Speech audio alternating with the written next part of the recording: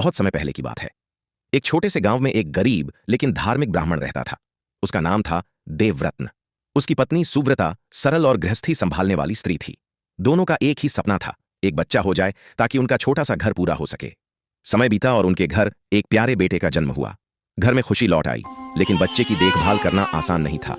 उनके घर के आंगन में एक दिन एक छोटा सा नेवला भटकता हुआ आया। वह भूखा और कमजोर था। ब्राह्मण और उसकी पत्नी दयालु थे। उन्होंने उसे दूध रोटी खिलाई।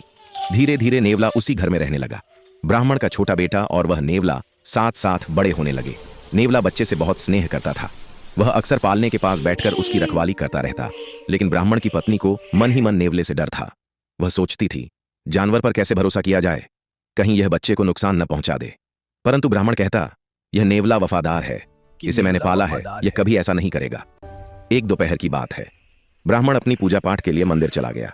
उसकी पत्नी को भी बाजार जाना था और वह बच्चे को घर में सुलाकर जल्दी लौटने की सोचकर निकल गई। उस दिन घर के बाहर सन्नाटा था। नेवला हमेशा की तरह बच्चे के पास पालने के नीचे बैठा हुआ था। तभी अचानक घर में एक बड़ा काला सांप घुस आया।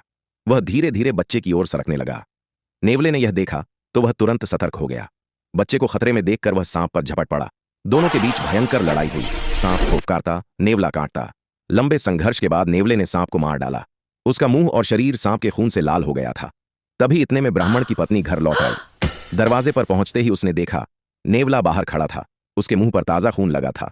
उसने सोचा, हे भगवान, इसने मेरे बच्चे को मार दिया। गुस्से और भय में उसने झटपट पास पड़ी घड़े की भारी मटकी उठाई और नेवले के सिर पर दे मारी। नेवला वहीं तड़प कर मर गया। पत्नी भागते हुए अंदर गई और देखा, बच्चा पालने में सुरक्षित सो रहा था। पास ही मरा हुआ बड़ा काला सांप पड़ा था। नेवले ने उसे बचा लिया था। यह देख वह जोर जोर से रो पड़ी। उसकी गलती अब समझ में आ चुकी थी, पर अब बहुत देर हो चुकी थी। वह रोते हुए कहती रही, मैंने अपने सबसे सच्चे रक्षक को ही मार दिया। थोड़ी देर में ब्राह्मण भी आ गया। पत्नी ने पूरी घटना रोते हुए बताई। बिना सोचे समझे और गुस्से में किया गया काम हमेशा विनाश लाता है।